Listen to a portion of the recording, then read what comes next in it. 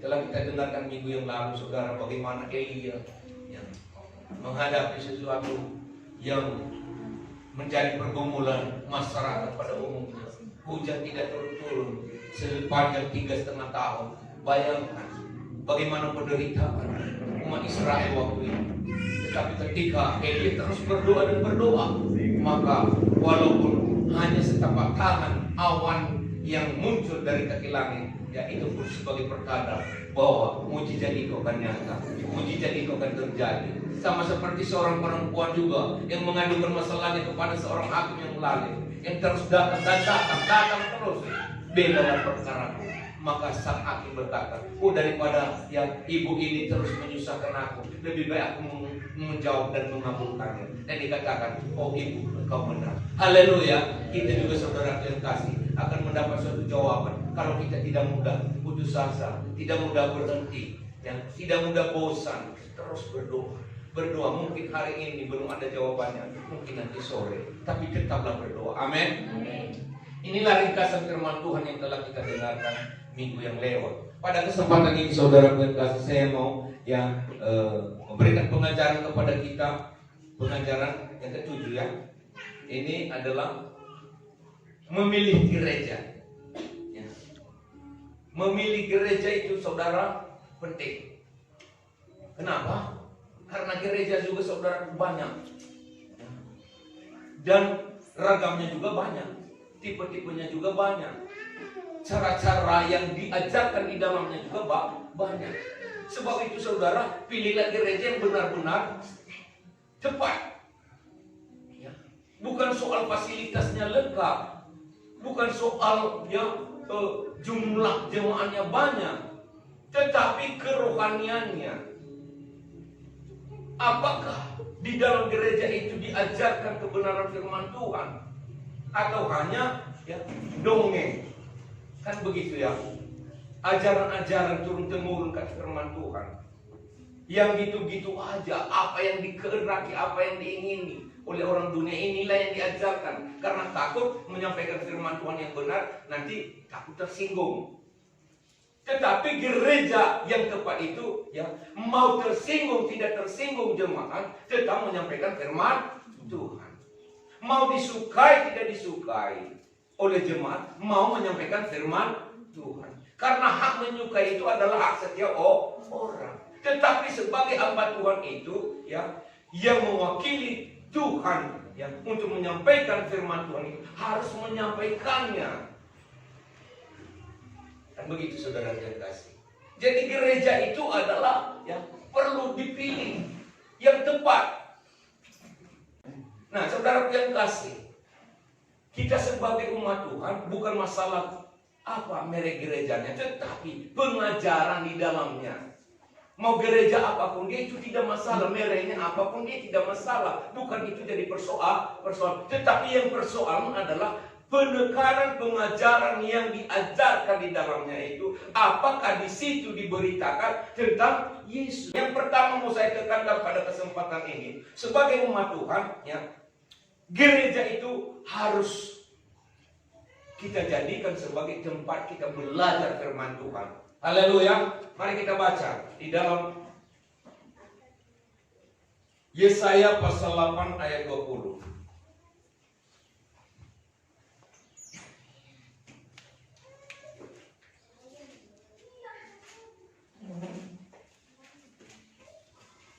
Ya. Apa katanya di situ saudara? Carilah pengajaran dan kesaksian. Siapa yang tidak berbicara sesuai dengan perkataan itu, maka baginya tidak terbit fajar. Jadi apa yang kita cari di gereja? Pengajaran dan kesaksian. Kesaksian hidup. Waktu Yesus juga terangkat ke surga, memerintahkan murid-muridnya menjadi saksi. Ya. Kalau turun Roh Kudus ke atasmu, maka kamu menjadi saksi. Jadi inilah sebenarnya tugas gereja, memberikan pengajaran dan kesaksian. Di dalam juga saudara 2 Timotius pasal 3, 16 dan 17. 2 Timotius pasal 3 ayat 16 dan 17.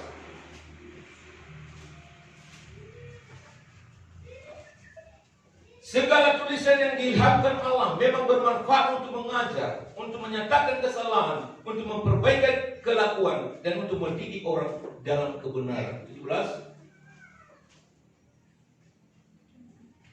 Dengan demikian, tiap manusia kepunyaan Allah diperlengkapi untuk setiap perbuatan baik. Jadi saudara, gereja itu adalah tempat pengajaran firman Tuhan. Untuk apa? Untuk membuat orang mengenal apa yang baik. Untuk membuat orang mengenal tentang Tuhan. Untuk membuat orang mengenal tentang kerajaan Allah. Apa yang dikehendaki Tuhan, bukan yang dikehendaki manusia. Kalau yang dikehendaki manusia, nggak usah saudara ya di dalam gereja, di luar gereja pun bisa kita ya diskusi, bisa kita bentuk ya persatuan manusia, kan begitu ya. Tetapi di dalam gereja itu memang tentang kerajaan Allah, tentang kebenaran firman Tuhan, apa yang dikehendaki Tuhan, itu yang kita inginkan. Haleluya. Nah, yang kedua yang mau saya sampaikan pada hari ini bahwa gereja itu adalah tempat perhimpunan anak-anak Tuhan. Maka kita tidak boleh meninggalkan pertemuan ibadah itu. Kalau dulu saudara anak-anak Tuhan berkumpul di satu-satu tempat, karena belum ada gereja, karena mungkin di rumah saudara. Tetapi sekarang ya, kita berada di dalam gereja sebagai tanda bahwa kita dalam murid Kristus, sebagai anak-anak Tuhan. Kita baca dulu saudara.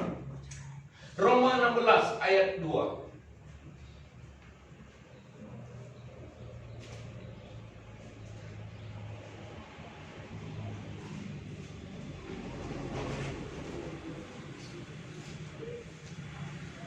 Ayat 5 ayat 5. Ya.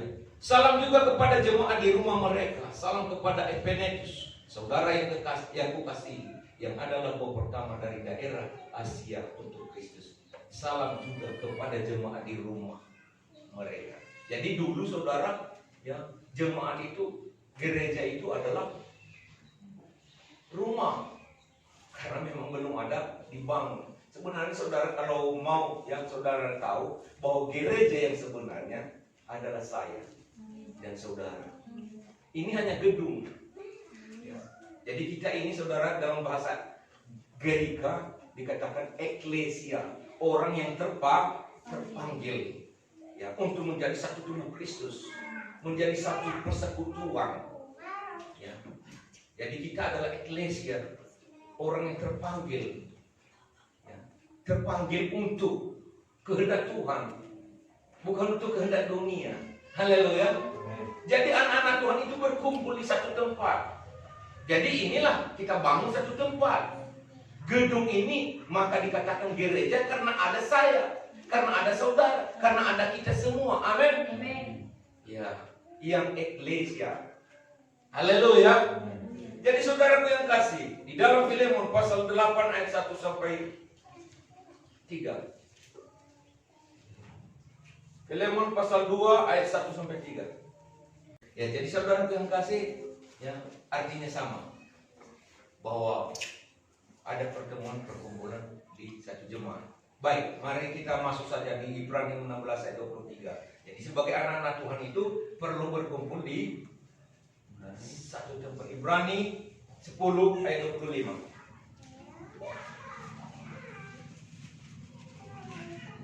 Janganlah kita menjauhkan diri dari pertemuan-pertemuan ibadah kita seperti dibiasakan oleh beberapa orang, tetapi marilah kita saling menasihati dan semakin giat melakukannya menjelang hari Tuhan yang mendekat.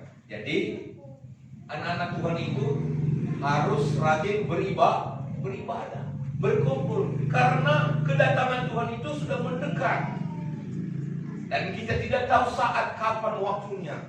Mungkin besok, mungkin lusa. Tetapi yang penting sebagai anak-anak Tuhan itu jangan mau meninggalkan ibadah, tempat pertemuan ibadah. Dikatakan janganlah kita menjauhkan diri dari pertemuan-pertemuan ibadah kita. Inilah gereja, tempat pertemuan ibadah. Seperti dibiasakan oleh beberapa orang, ya orang-orang sana, bukan orang sini. Haleluya. orang-orang dulu, bukan orang sekarang. Amin. Saya lihat sekarang yang saudara kasih rajin-rajin beribadah. Tetapi diajarkan kepada kita, janganlah kita menjauhkan diri dari pertemuan-pertemuan ibadah kita, seperti dibiasakan oleh beberapa orang. Tetapi marilah kita saling menasihati, dan semakin giat melakukannya menjelang hari Tuhan yang mendekat. Jadi ciri-ciri anak Tuhan yang bertumbuh itu, gereja yang bertumbuh itu adalah setia beribadah. Dan minggu-minggu yang lewat kita telah dengarkan saudara, ibadah itu berguna dalam segala hal, baik untuk hidup ini maupun juga untuk hidup yang akan datang. Ya. 2 Timotius pasal 4 ayat 8 kalau nggak salah saudara, coba dibaca. Mengapa kita harus setia beribadah? Mengapa kita harus rajin mengikuti pertemuan-pertemuan ibadah kita? 2 Timotius 4 ayat, ya, atau 1 Timotius 4 ayat 8.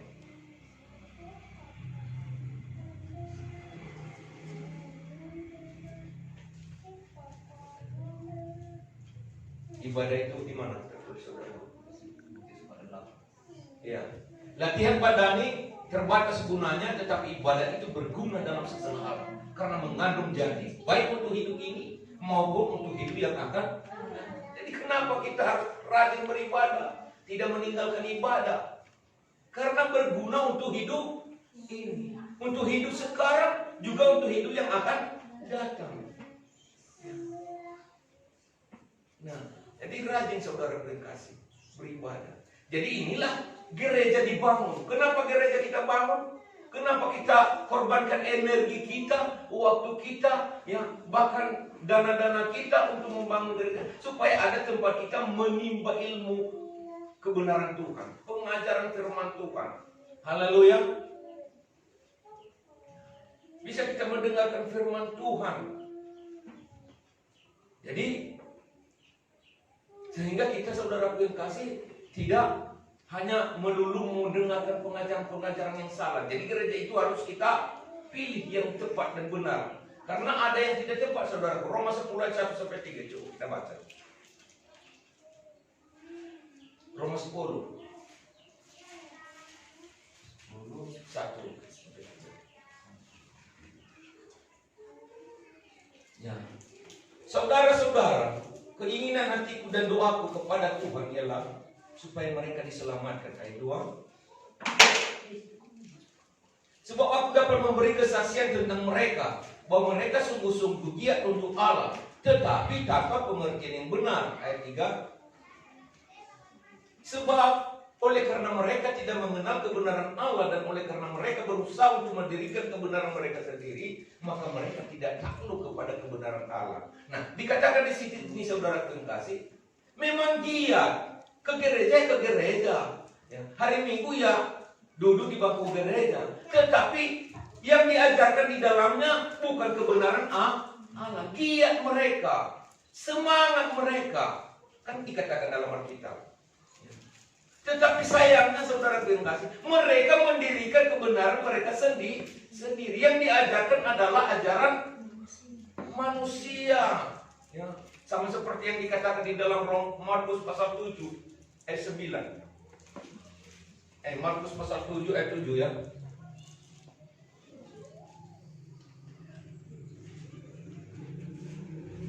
Itu maka hati-hati kita saudara memiliki gereja itu, ya. Pilihlah gereja yang tepat. Ini pengajaran dasar Kristen yang ketujuh pada hari ini. Ya, sebelumnya tentang beriman, bagaimana beriman, berdoa, dan bagaimana juga memilih gereja. Perlu kita pelajari saudara. Haleluya. Nah, percuma mereka beribadah kepada aku, sedangkan ajaran yang mereka ajarkan ialah perintah manusia. Ayat ya 8-9. Perintah Allah kamu abaikan untuk berpegang pada adat istiadat manusia. Ayat 9. Yesus berkata pula kepada mereka, sungguh pandai kamu mengesampingkan perintah Allah, supaya kamu dapat memelihara adat istiadatmu sendiri. Ayat 13. Lompat.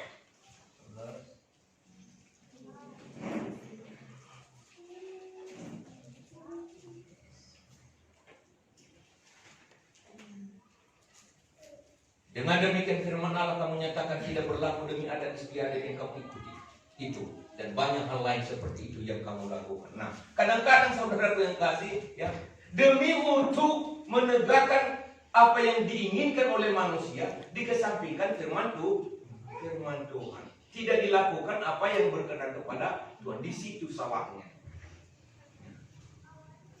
Yang kebenaran firman Tuhan disisihkan.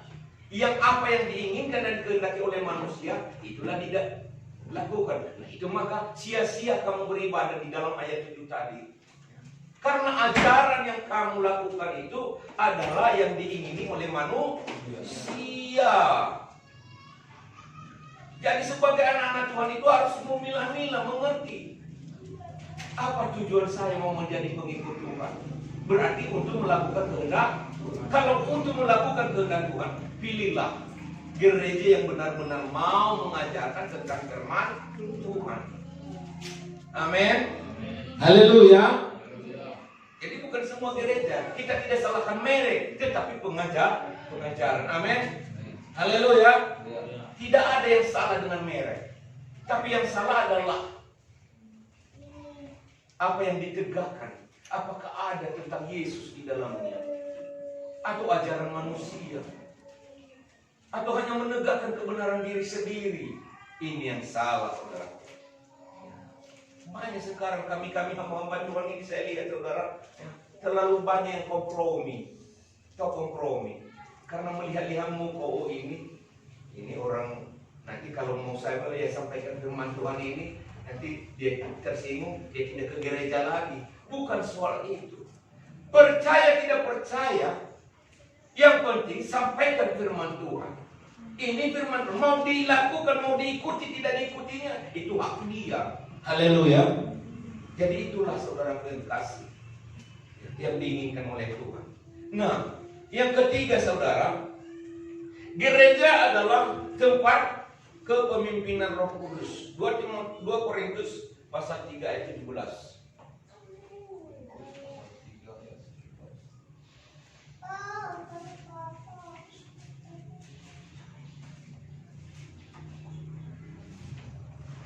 Sebab Tuhan adalah roh, dan di mana ada roh Allah, di situ ada kemerdekaan. Ya.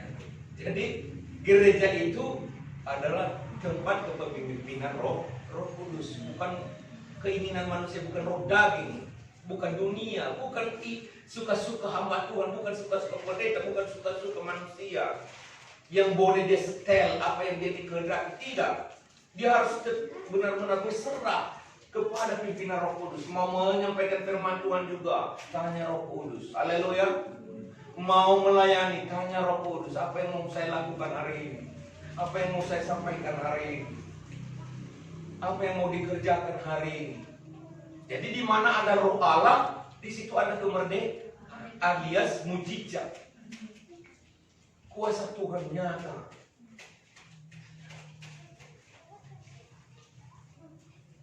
Kisah Rasul 1 ayat 1 sampai 8.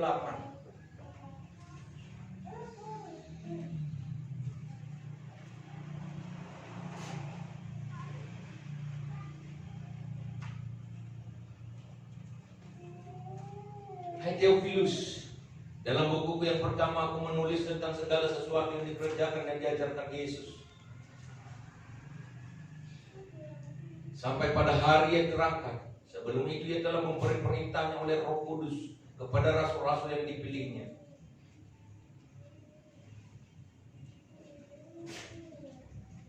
Kepada mereka yang menunjukkan dirinya setelah penderitaan selesai, dan dengan banyak tanda yang membuktikan bahwa ia hidup. Selama 40 hari ia berulang-ulang menampakkan diri dan berbicara kepada mereka tentang kerajaan Allah. Pada suatu hari ketika ia makan bersama-sama dengan mereka, yang melarang mereka meninggalkan Yerusalem dan menyuruh mereka tinggal di situ, menantikan janji Bapa yang demikian katanya, telah kamu dengar daripadaku, sebab Yohanes membaptis dengan air, tetapi tidak lama lagi kamu akan dibaptis dengan Roh Kudus. Maka bertanyalah mereka yang berkumpul di situ, Tuhan, maukah Engkau pada masa ini memulihkan kerajaan bagi Israel? Ayat 7. Jawabnya, kau tidak perlu mengetahui masa dan waktu Tetapi kamu akan menerima kuasa kalau Roh Kudus turun ke atas kamu, dan kamu akan menjadi saksiku di Yerusalem dan di seluruh Yudea dan Samaria dan sampai ke ujung bumi. Satu hal yang Tuhan Yesus pesankan kepada rasul-rasulnya waktu dia menjelang terangkat ke surga, jangan tinggalkan Yerusalem, tunggulah Roh Kudus. Kenapa Roh Kudus mau ditunggu? Karena itu adalah pemimpin satu-satunya di dalam gereja. Haleluya. Dan ketika pengangkatan rasul-rasul juga, saudara yang kasih, di dalam Kisah Rasul 6 ayat 3, selalu Roh Kudus yang diandalkan, selalu Roh Kudus, saudara. Kisah Rasul 6 ayat 3. Karena itu saudara-saudara, pilihlah 7 orang dari antaramu yang terkenal baik dan yang penuh roh dan hikmat, supaya kami mengangkat mereka untuk tugas itu. Jadi menjadi hamba Tuhan, melayani Tuhan juga, saudara kasih, tergantung kepada Roh Kudus. Haleluya. Bukan asal dipilih orang pernah tua ya. Kamu sebagai diakonnya, kamu sebagai ini ya. Memang dia harus memiliki Roh Kudus dan hikmat. Haleluya. Ini kuncinya. Jadi maka saya selalu katakan kepada anak-anak Tuhan, ya dalam kuasa Roh Kudus. Banyak gereja yang tidak mau mengandalkan Roh Kudus, saudara. Ya. Semalam kita lihat misalnya, ya tidak salah. Ya. Kalau dia sudah bertobat, boleh menjadi hamba Tuhan. Ya. Mungkin dia adalah kesukaannya berjudi, mencuri. Ya bentuk dulu karakternya, biar dia mempunyai hikmat. Doakan dulu supaya dia dipenuhi dengan Roh Kudus. Bukan asal diangkat-angkat. Kalau diangkat begitu saja, saudara yang kasih, itu maka kadang-kadang pelayan pekerjaan Tuhan campur aduk. Haleluya. Jadi inilah saudara yang kekasih, gereja itu adalah tempat kepemimpinan Roh Kudus. Biar Roh Kudus saja yang terus memimpin, yang beracara, yang berkarya. Satu ayat lagi, saudara, yang mau saya ingatkan di sini, bahwa banyak gereja yang tidak mengandalkan Roh Kudus, dan karena memang tidak mengerti tentang Roh Kudus. Kisah Para Rasul 19 ayat 1.